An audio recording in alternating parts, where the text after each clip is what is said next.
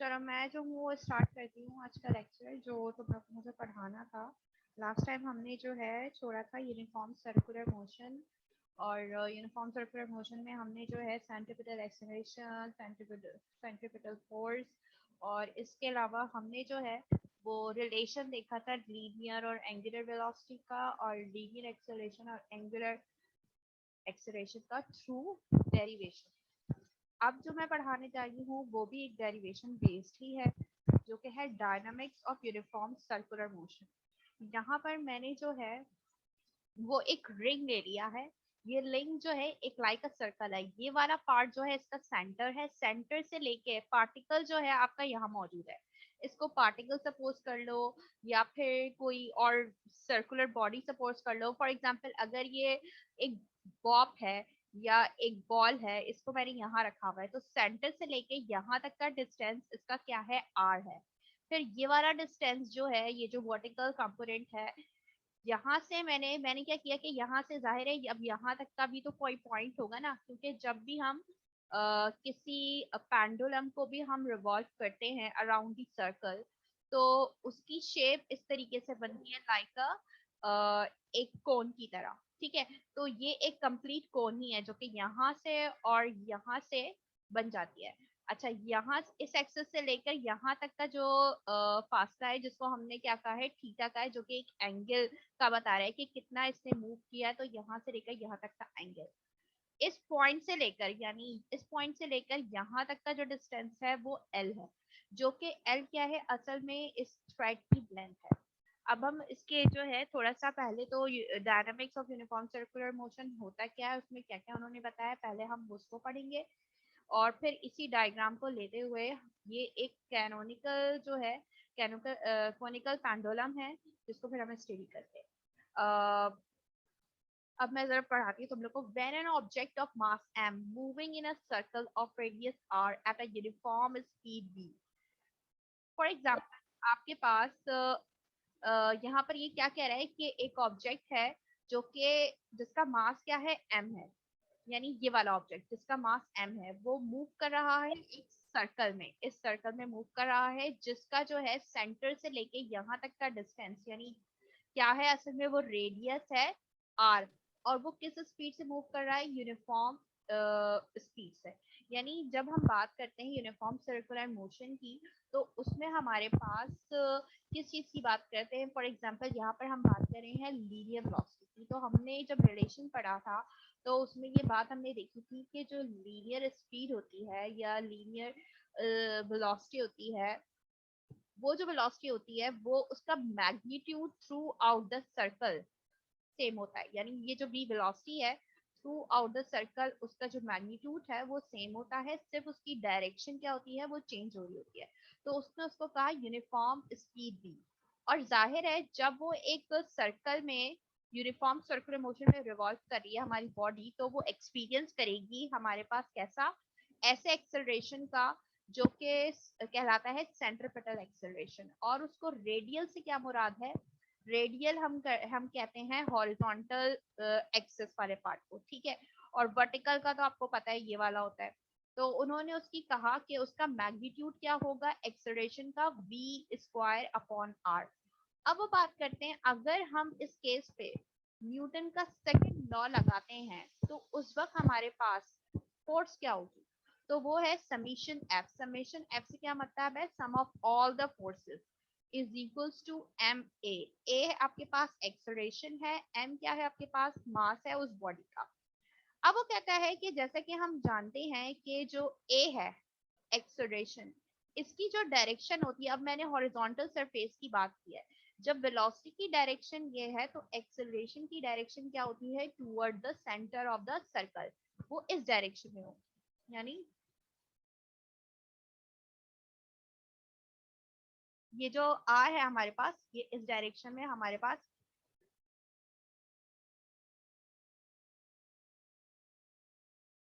Acceleration की direction है जो उसको वो शो कर रहा है। ठीक है, तो वो यही बात कह रहा है कि इन वेक्टर फॉर्म आपके पास समीशन एफ बराबर है एम ए के। जैसे कि आप बात कर रहे हैं कि A is always in the radial direction, यानी जो एक्सेलरेशन है उसकी direction towards the horizontal component यानी सेंटर ऑफ द यानी ओरिजिन की तरफ होगी। तो इसका मतलब है जो फोर्स का जो रेडियल कंपोनेंट है, जिस तरह एक्सेलरेशन का रेडियल कंपोनेंट था इसी तरह फोर्स का भी रेडियल कंपोनेंट है, तो उसकी भी डायरेक्शन क्या होगी, toward the centre of the circle. यानी एक्सेलरेशन, ये हम बात अच्छी तरीके से जानते हैं कि हमारी बॉडी जिस डायरेक्शन में मूव कर रही होती है, और अगर वो कोई सर्कुलर पाथ है तो जिस डायरेक्शन में हमारे एक्सेलरेशन की डायरेक्शन होती है toward the centre of the circle, तो उसी डायरेक्शन में हमारे उस बॉडी पर लगने वाली फोर्स की भी डायरेक्शन होती है। तो अब वो कहता है, तभी उसने कहा है कि रेडियल डायरेक्शन, और नेट फोर्स को भी कहा has a radial direction just like acceleration. फिर उसने मैग्नीट्यूड कहा कि फोर्स का क्या होगा, summation F M V square upon R, यानी न्यूटन का सेकंड लॉ, यही वाला फॉर्मूला उठाया है, उसमें एक ही जगह उसने जो है ये वाली वैल्यू लगा दी, वाला formula V square upon R. ठीक है, इसको हमने क्वेश्चन नंबर 1 कह दिया।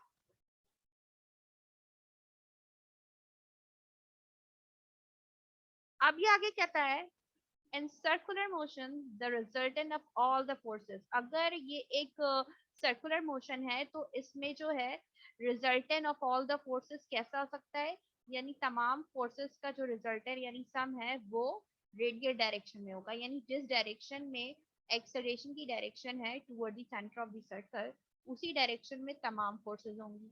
फिर उसने कहा कि जो फोर्स का मैग्नीट्यूड होगा वो क्या होगा, M V square upon R, जो कि अभी हम निकालते हैं। The magnitude of V velocity, वही मैंने आपसे बात की थी कि जो हमारे पास जो लीनियर वेलोसिटी होती है यूनिफॉर्म सर्कुलर मोशन में, उसकी वैल्यू यानी उसका मैग्नीट्यूड वो सेम रहता है, लेकिन उसकी जो डायरेक्शन है वो सेम नहीं रहती, वो चेंज हो जाती है। तो इसमें इन्होंने लिखा हुआ है, the magnitude of V velocity remains constant but direction always changing. अब आ जाते हैं हम कैनोनिकल पेंडुलम की तरफ।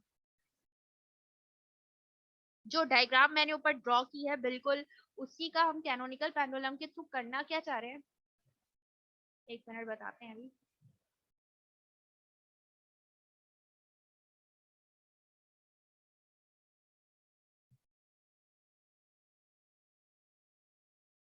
ये जो डायग्राम मैंने बताई है, अब इसको जरा यहाँ एक्सिस के हिसाब से समझ लो। ये वाला जो पॉइंट है ये हमारे बॉडी का मास है, और ये जो दिया हुआ है ना ये असल में ये लेंथ दी हुई है। ठीक है, और जाहिर है अब हमारी बॉडी है तो उस पर डाउनवर्ड डायरेक्शन में उसका वेट भी होगा, तो उसका भी फॉर्मूला हमें दिया हुआ है, W is equals to M G. वो भी क्या है, एक फोर्स ही है। जो आपका बॉडी का वेट होता है उसकी डायरेक्शन भी टूवर्ड्स द ग्रेविटी होती है, तो वो भी बिहेव करता है लाइक अ फोर्स। ठीक है, तो आपका यहाँ से लेकर यहाँ तक का डिस्टेंस कोई आर है, और जो ये वाला डिस्टेंस है जो कि असल में लेंथ है थ्रेड की, उसको आपने कहा है कि वो क्या है, एल है। यहाँ जो हमने मेंशन नहीं किया लेकिन ये है कि ये एल है। अब हमें कोनिकल पेंडुलम का जो है वो टाइम पीरियड फाइंड करना है, तो हम उसको पढ़ते समझते हैं। पहले तो ये समझ में आना चाहिए कि कोनिकल पेंडुलम होता क्या है। ये बिल्कुल उसी तरीके से होता है like a uniform circular motion. Consider a small body of mass M, जो चीज हमने थोड़ी सी ऊपर पढ़ी है हम उसी को देख रहे हैं कि हमारे पास एक स्मॉल बॉडी है जिसका मास एम है, जो कि क्या है, हॉरिजॉन्टल सर्कल में, जो डायग्राम मैंने ऊपर बनाई है उसमें वो रिवॉल्व कर रही है। ये जो है ना एक सर्कल बना हुआ है, तो मैं तुम लोग को इसकी जो ओरिजिनल कॉपी है मेरे पास, वो तुम लोग को अगर फोटो स्टेट करवानी हो तो तुम लोग मुझसे मंडे को ले लेना, करवा लेना। वैसे ये सॉफ्ट कॉपी भी मैंने तुम लोग को शेयर किया है, लेकिन अगर ये थोड़ा सा हल्का है तो हम इसे देख लेंगे। अच्छा, revolve of mass M revolving in a horizontal circle with constant speed, इसकी स्पीड की भी डायरेक्शन दिखाई हुई है ये। अब देखो अगर ये जो हमारी बॉडी है ये अगर यहाँ मौजूद हो तो इसकी जो वेलोसिटी है उसकी डायरेक्शन कुछ और होगी, यहाँ मौजूद हो तो इसकी डायरेक्शन कुछ और होगी। ठीक है, यानी हर पॉइंट पे इस सर्कल के इवन हर पॉइंट पे हर इंस्टेंट पे वेलोसिटी की डायरेक्शन जो है वो चेंज हो जाएगी, लेकिन इसका जो मैग्नीट्यूड है वो सेम रहेगा। ठीक है, देन वो कहता है कि आपके पास एक ऐसी बॉडी जिसका मास m है, वो एक हॉरिजॉन्टल सर्कल के गिर्द रिवॉल्व कर रही है, जो कि किस स्पीड से है, कांस्टेंट स्पीड है v at the end of a string. और स्ट्रिंग के एंड से लेकर यहाँ तक का जो डिस्टेंस है उसने कहा कि वो क्या है, l है। तो अगर ऐसा है, as the body swings around, अगर बॉडी जो है मेरी मूव कर रही है उस सर्कल के गिर्द, तो इसका मतलब है the string switch over the surface. यानी इसका मतलब है कि अगर मेरी बॉडी स्विंग कर रही है अराउंड द सर्कल, तो असल में वो क्या है, आपके पास उस सर्कल को समझ लें कि वो एक इमेजिनरी कोन है, जिसमें आपकी जो है वो बॉडी जो है पूरी टूवर्ड द सर्कल स्विंग कर रही है। तो ऐसे इमेजिनरी डिवाइस को हम कहते हैं कोनिकल पेंडुलम। ठीक है, अब हम करने जा रहे हैं, मालूम करने जा रहे हैं उसका time period. Let us find the time period for one complete revolution of the body. अब टाइम पीरियड क्या होता है? टाइम पीरियड क्या होता है? आपके पास एक बॉडी को एक साइकिल कंप्लीट होने के लिए जो टाइम रिक्वायर्ड है वो टाइम पीरियड कहलाता है। तो अगर ये बॉडी आपकी यहाँ है, ये पूरा इस सर्कल के गिर्द घूम के यहाँ वापस आए, तो ये एक साइकिल कंप्लीट हो। तो हमें क्या करना है, इस साइकिल का, इस एक साइकिल का हमें टाइम पीरियड फाइंड करना है। और ये इमेजिनरी कोन कैसे है, ये देखो, ये गोल हिस्सा है, इसके ऊपर में ये पूरा ट्राइंगल यहाँ से भी ड्रॉ कर दूं तो ये लाइक पूरा एक कोन की तरह हो जाएगा। ठीक है, तो इसको वो कह रहा है कि ये क्या है, कि वो कोनिकल पेंडुलम है, जिसमें अराउंड दी सर्कल आपकी पूरी बॉडी जो है वो रिवॉल्व कर रही है। और जो उसका जो इमेजिनेशंस में है वो बिहेव करी है लाइक अ कोन, जिसको हम कह रहे हैं कोनिकल पेंडुलम। और उसी का टाइम पीरियड हम निकालने जा रहे हैं। अब वो कहता है, if the string makes an angle theta with the vertical, the radius of the circular path r is equals to L sin theta. अब उसने क्या किया, मैं यहीं पे बताती हूँ तुम लोगों को।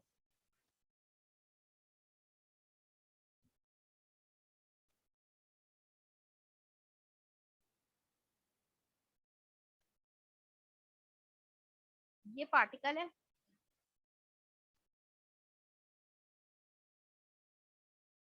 ये सेंटर है उसका, ये z एक्सिस है, यहाँ से यहाँ तक का डिस्टेंस,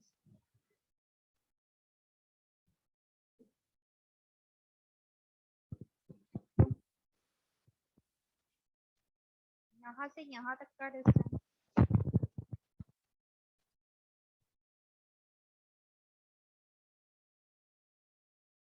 टेढ़ा बन रहा है मुझसे, ये l है और ये r है। ठीक है, अगर ये थीटा है, यहाँ से ये थीटा है, ये वाला पार्ट, तो एंगल के ऑपोजिट जो साइड होती है वो परपेंडिकुलर होती है, और ये हाइपोटेन्यूज है। तो साइन थीटा आपके पास क्या होता है, साइन थीटा आपके पास होता है परपेंडिकुलर अपॉन हाइपोटेन्यूज। परपेंडिकुलर हमारे पास क्या है, आर है, और जो हाइपोटेन्यूज है वो एल है। तो हमारे पास जो है आर की वैल्यू हमें निकालनी है, यानी रेडियस ऑफ द जो है आपके पास उस पेंडुलम का आ जाएगा कितना, L sine theta. The forces acting on a body of mass m, यानी वो तमाम फोर्सेस जो उस बॉडी जिसका मास m है जो उस पे एक्ट कर रही है, वो कितनी तरह की हैं? कैसे? एक बॉडी का डाउनवर्ड वेट, ये, और एक जो है टेंशन जो कि अपवर्ड डायरेक्शन में लगी होती है। यानी अगर कोई बॉडी है,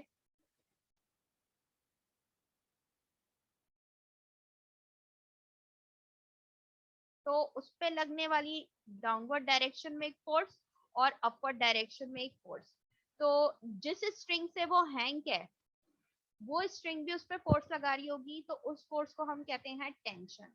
और एक फोर्स जो डाउनवर्ड डायरेक्शन पे उस पर लग रही होगी, वो उसकी बॉडी का वेट होगा। ठीक है, फिर वो आगे कहता है कि and the tension T of the spring. अब उन्होंने कहा कि हम जो है, जो टेंशन स्ट्रिंग में मौजूद जो फोर्स है जो उस पर लग रही है अपवर्ड डायरेक्शन में, उसको हम रिजॉल्व करेंगे उसके कंपोनेंट्स में। और कौन कौन से कंपोनेंट्स में? एक रेडियल कंपोनेंट और एक वर्टिकल कंपोनेंट। ठीक है, रेडियल कंपोनेंट यानी हॉरिजॉन्टल वाला एक्स एक्सिस वाला, और वर्टिकल कंपोनेंट वही वाई एक्सिस वाला। लेकिन इस वक्त हमारे पास वाई एक्सिस नहीं है, ये वाला जो एक्सिस है वो जेड एक्सिस है हमारे पास। ठीक है, तो वो आगे कहते हैं देखो अब इन्होंने इसका हॉरिजॉन्टल और वर्टिकल कंपोनेंट जो है यानी रेडियल और वर्टिकल कंपोनेंट बता दिया है। ये जो है हमारे पास T R stand for radial यानी हॉरिजॉन्टल कंपोनेंट, जिसको हम सॉल्व करेंगे तो वो आएगा -t sin theta. And T Z, T Z जो है आपके पास टी कॉस थीटा। ठीक है, इसको मैं एक दफा क्लास में भी एक्सप्लेन कर दूंगी कि कैसे हम इसको इसके कंपोनेंट्स में रिजॉल्व कर सकते हैं। The radial component is negative. अगर रेडियल कंपोनेंट ये वाला देखें आपका नेगेटिव है, वो क्या बता रहा है? वो ये बता रहा है कि आपका जो आपने चूज किया है रेडियल कंपोनेंट वो पॉजिटिव एक्सिस वाला नहीं, नेगेटिव एक्सिस वाला यूज किया है। और ऐसा क्यों है? अगर वो नेगेटिव है, we define the radial direction be positive. ठीक है, अगर आपके पास आपका रेडियल कंपोनेंट पॉजिटिव कब होगा? जब आप कहाँ लेंगे? पॉजिटिव एक्स एक्सिस को लेंगे। लेकिन अगर आप नेगेटिव ले रहे हैं तो इसका मतलब है वो आपके पास क्या होगा? वो आपके पास इन्वर्ट होगा from the central axis. We can write the component of net force.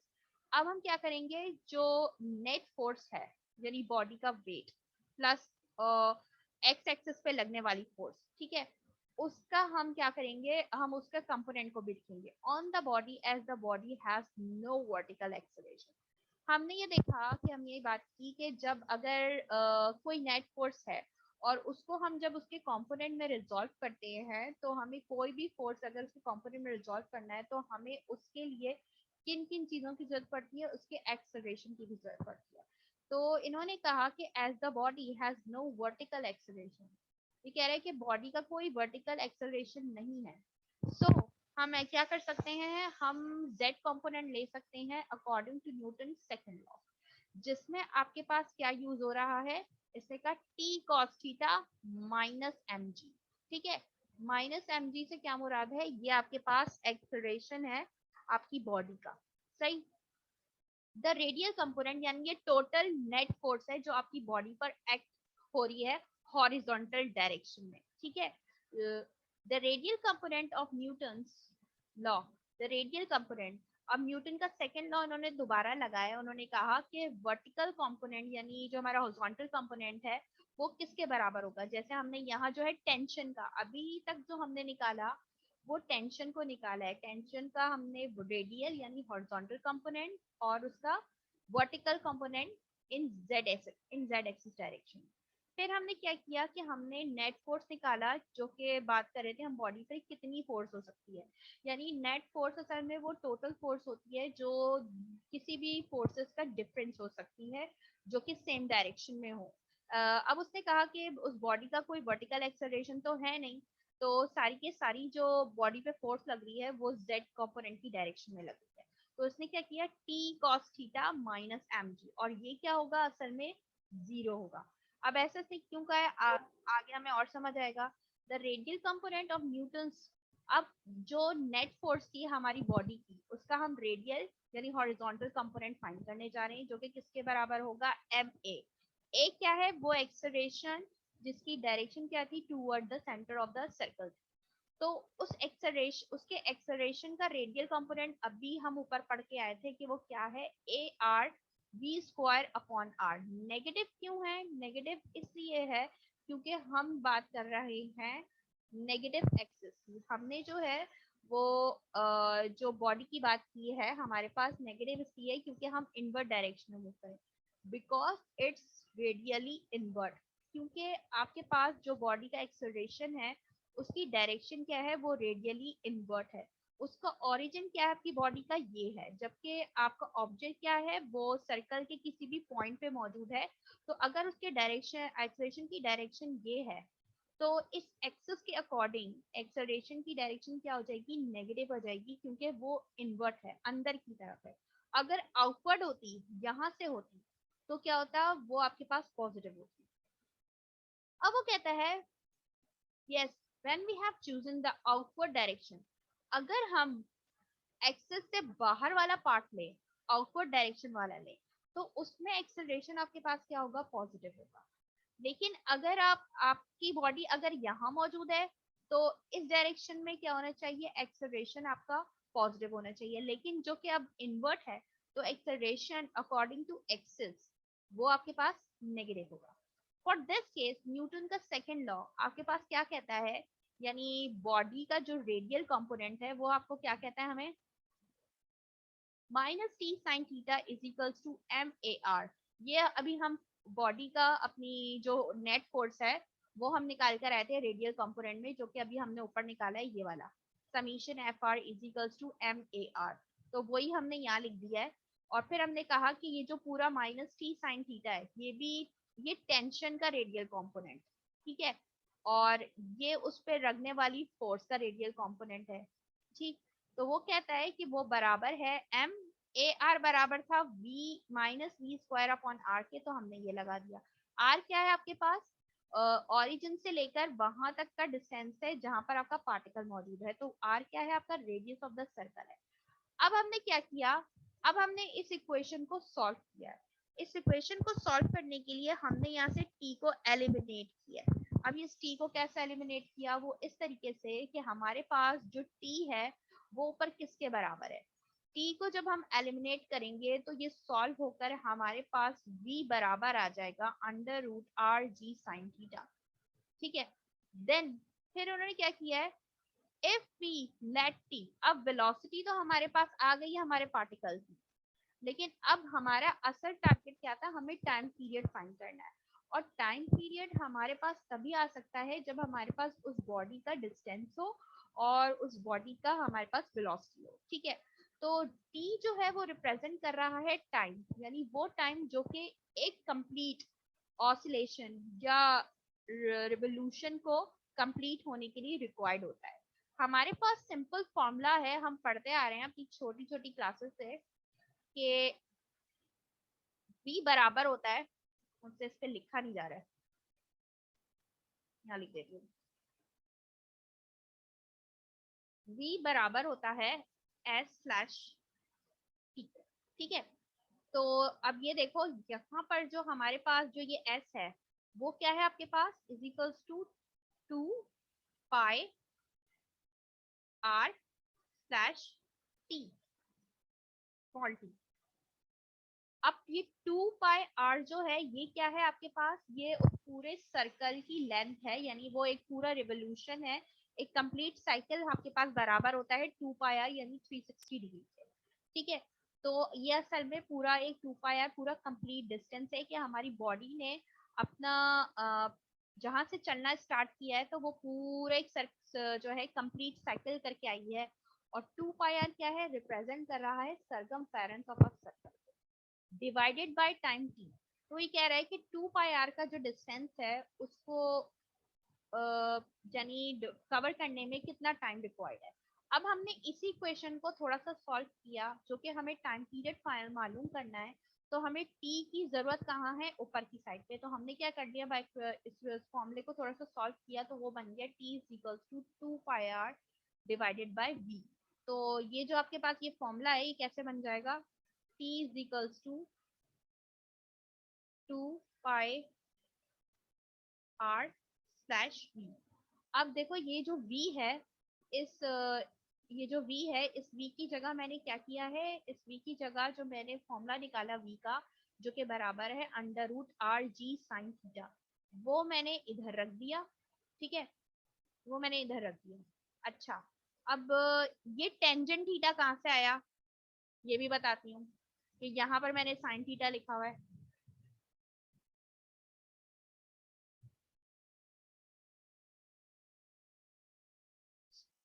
हमने यहाँ पर क्या किया है कि ये जो आपके पास जो टी है ना, इसको कैसे हमने जो है हटाया है, अभी मैं दिखाती हूँ।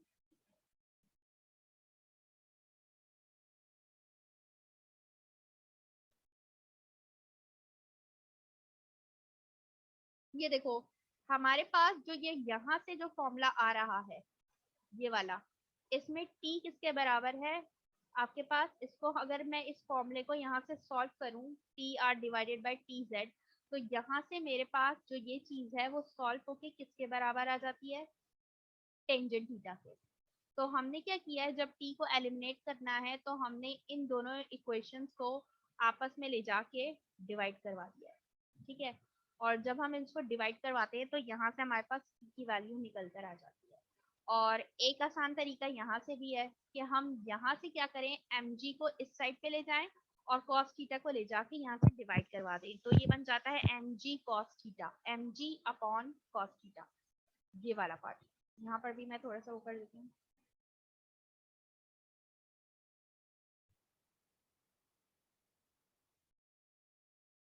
ये वाली जो इक्वेशन है अगर मैं इसको सॉल्व करूँ तो ये बन जाती है t is equals to mg slash cos theta. ठीक है, ये यहाँ से t की वैल्यू आ गई। फिर इस t की वैल्यू को उठाकर इन्होंने क्या किया है,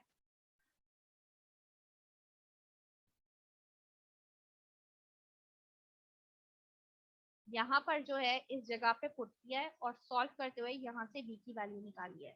और ये यहाँ पर जो है असल में ये नहीं आना था, यहाँ पर जो है साइन थीटा की जगह टेंजेंट थीटा आना था, जो कि मैंने जो है वो बाय मिस्टेक जो यहाँ पर साइन थीटा लिख दिया। ठीक है, तो यहाँ पर असल में यहाँ पर टेंजेंट थीटा आना है, मैं करेक्ट करके को जो है ना वो भेज दूंगी। अच्छा, अब बस ये खत्म होने वाला है आपके पास। अच्छा, जब हम इस इक्वेशन को सॉल्व करते हैं पूरा, तो इन्होंने क्या किया, इसको सॉल्व करने के बाद अंडर रूट ऊपर भी अप्लाई किया है, 2 पाई को बाहर रखा है, इनको डिनोमिनेटर से आर को खत्म करना है, तो इन्होंने क्या किया, ऊपर भी जो है स्क्वायर रूट अप्लाई कर दिया है। तो जो यहाँ आर था, ऊपर वाले आर से अंडर रूट के अंदर जाने के बाद कैंसिल हो गया, और ये फॉर्मूला जो आपके पास आ रहा है 2 pi under root R upon G tangent theta. ठीक है, जबकि आर हम पढ़ के आ चुके हैं किसके बराबर है, एल साइन थीटा।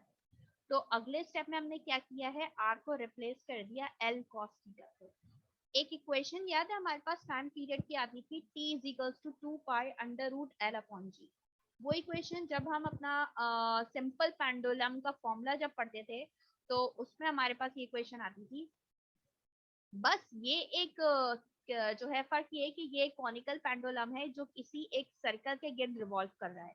तो हमने उसी लिहाज से उसकी डेरिवेशन जो है की है टाइम पीरियड की, जिसमें ये सिर्फ कॉस थीटा आपके पास इन्वॉल्व हो रहा है। लेकिन अगर कोई सिंपल पेंडुलम हो तो जस्ट लाइक इसका फॉर्मूला और उसके फॉर्मूले में ज्यादा फर्क नहीं है। कैसे, टी हम पढ़ के आए, T is equals to 2 pi square root S slash small G. ठीक है, ये था। अब यहाँ पर क्या है, सिर्फ यहाँ पर cos थीटा आ गया है। तो अगर हम इसको देखें तो क्या डिफरेंस है, सिर्फ ये डिफरेंस है कि वो जो है पेंडुलम हम सिर्फ उसमें ये एज्यूम नहीं करते थे वहां पर कि वो एक लाइक कोन है, क्योंकि अगर हम कोन की बात करेंगे तो हम जो है सर्कल की बात कर रहे होते हैं, यूनिफॉर्म सर्कुलर मोशन की, जबकि वो जो है एक सिंपल पेंडुलम को हम लेकर कर रहे थे। अच्छा, अब इन्होंने क्या किया है, this equation gives relation between, ये जो इक्वेशन है हमें रिलेशन देती है किसके दरमियान का,